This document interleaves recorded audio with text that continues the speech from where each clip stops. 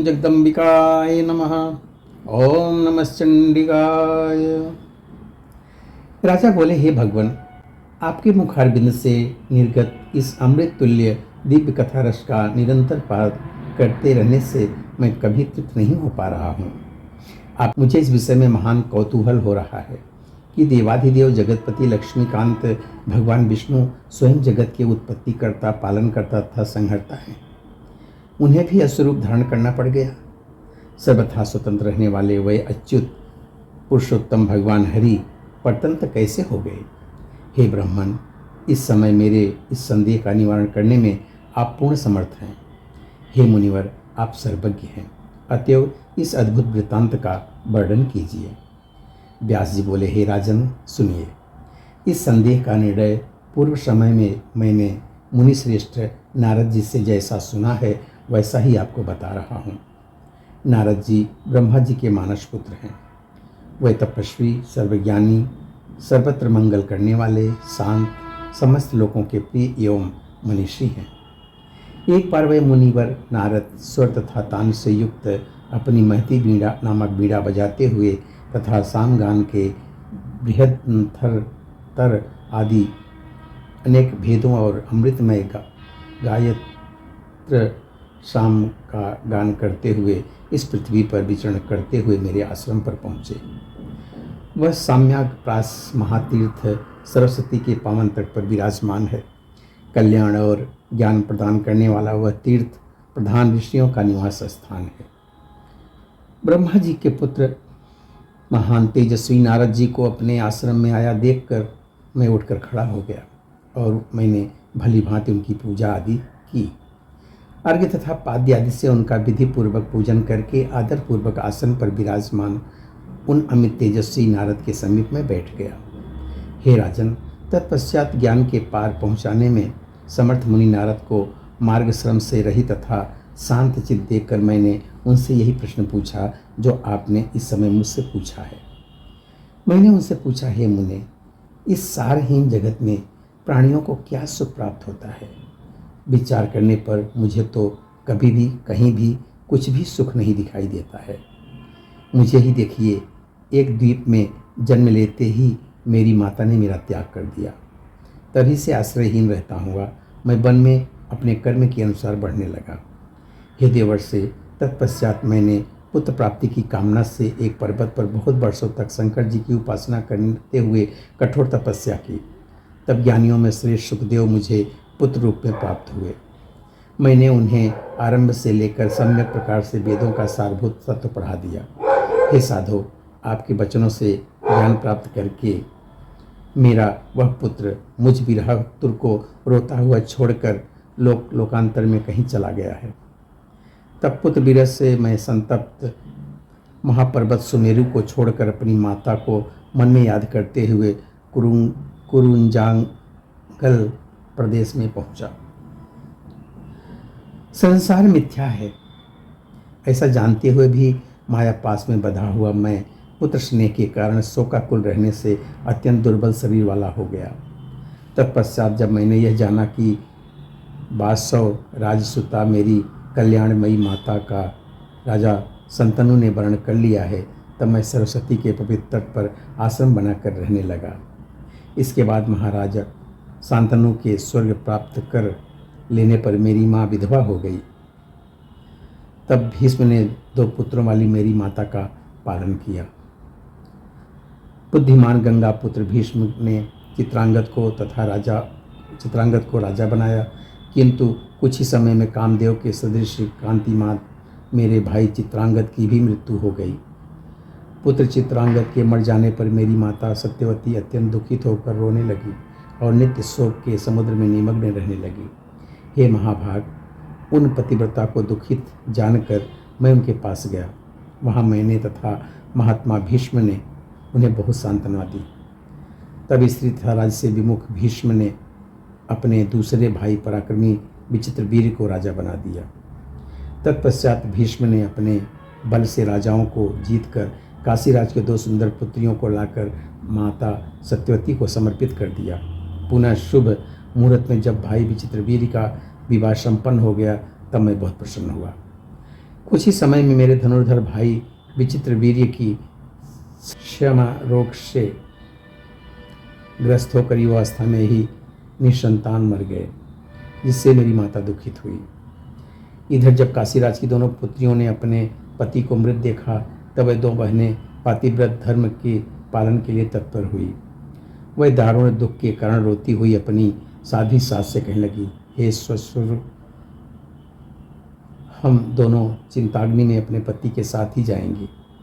आपके पुत्र के साथ स्वर्ग में जाकर हम दोनों अपने पति से युक्त होकर नंदन वन में सुखपूर्वक विहार करेंगे। तब स्नेह भाव का आश्रय लेकर मेरी माता ने भीष्म के परामर्श से उन दोनों वधुओं को महान चेष्टा करने से रोक लिया। विचित्रवीर की सभी और दैविक क्रिया संपन्न करके गंगातनय भीष्म तथा मेरी माता ने आपस में मंत्रणा करके मुझे हस्तिनापुर आने के लिए मेरा स्मरण किया। इस प्रकार माता के स्मरण करते ही उनके मनोगत भाव को जानकर शीघ्र ही मैं हस्तिनापुर में आ गया।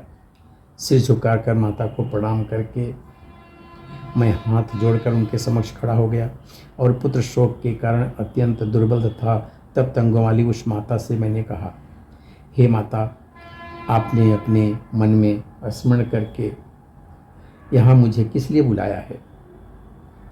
हे तपस्विनी, बड़े से बड़े कार्य के लिए मुझे आशीर्वाद दीजिए। मैं आपका दास हूँ, मैं क्या करूँ? हे माता, मेरा परम तीर्थ तथा महान परम देव आप ही हैं। आपके स्मरण करते ही मैं यहाँ उपस्थित हो गया हूँ। अब आप अपना प्रिय कार्य बताइए। व्यास जी बोले, हे मुने, ऐसा कहकर जब मैं माता के आगे खड़ा हो गया, तब पास ही बैठे हुए भीष्म को देखती हुई वह मुझसे यह कहने लगी, हे पुत्र, राजक्षमा रोग से ग्रस्त होकर तुम्हारे भाई विचित्रवीर्य मृत्यु को प्राप्त हो गए हैं। अतएव वंश के नष्ट होने के भय से मैं दुखी हूँ। हे प्रतिभाशाली पराशर नंदन, इसी उद्देश्य की पूर्ति के लिए मैंने भीष्म के परामर्श से समाधि द्वारा तुम्हें यहाँ बुलाया है। इस नष्ट होते हुए वंश को तुम स्थापित करो, जिससे महाराज शांतनु का नाम बना रहे। हे द्वैपायन कृष्ण, वंश छेदन जन्य दुख से मेरी शीघ्र रक्षा करो। तुम्हारे सदाचारी लघु भ्राता विचित्रवीर्य की रूप यौवन संपन्न दो भार्याएं हैं, जो काशीराज की पुत्रियां हैं। हे मेधाविन, उन दोनों के साथ संसर्ग करके तुम पुत्र उत्पन्न करो, भरतवंश की रक्षा करो, इसमें कोई दोष नहीं है। व्यास जी बोले, हे नारद, माता का यह वचन सुनकर मैं चिंता में पड़ गया और लज्जा से व्याकुल मन वाला होकर मैंने उनसे विनयपूर्वक कहा, हे माता, पर नारी संगम महान पाप कर्म है। धर्म मार्ग का सम्यक ज्ञान रखते हुए मैं भी आसक्तिपूर्वक ऐसा कर्म कैसे कर सकता हूँ? और फिर छोटे भाई की पत्नी कन्या के समान कही गई है।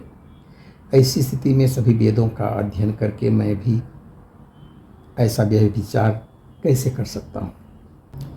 अन्याय से कुल की रक्षा कदापि नहीं करनी चाहिए, क्योंकि पाप करने वाले के पितृगण संसार सागर से कभी पार नहीं हो सकते।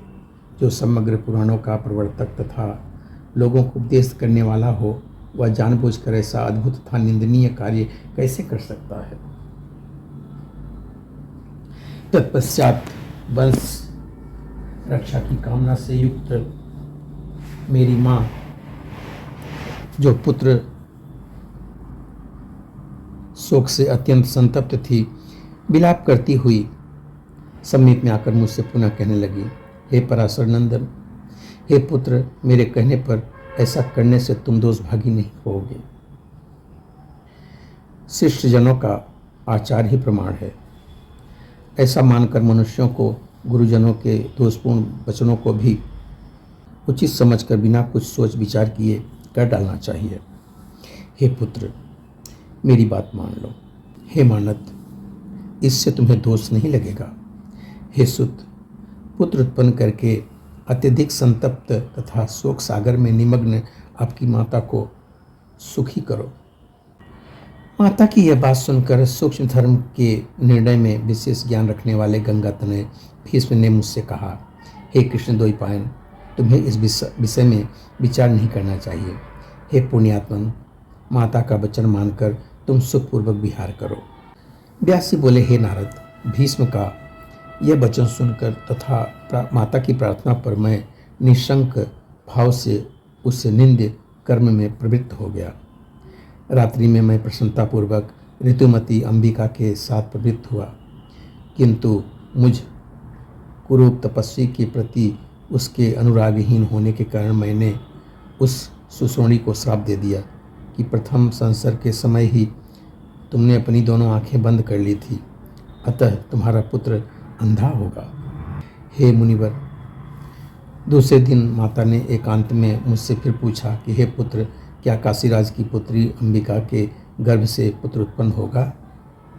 तब लज्जा के कारण मुख नीचे किए हुए मैंने माता से कहा, हे माता, मेरे श्राप के प्रभाव से नेत्रहीन पुत्र उत्पन्न होगा। हे मुने, इस प्रकार माता ने कठोर वाणी में मेरी भर्त्सना की। हे पुत्र, तुमने श्राप क्यों दिया कि तुम्हारा पुत्र अंधा होगा? यहाँ पर छठे स्कंद का 24वां अध्याय पूरा हुआ। बोलो सच्चे दरबार की जय।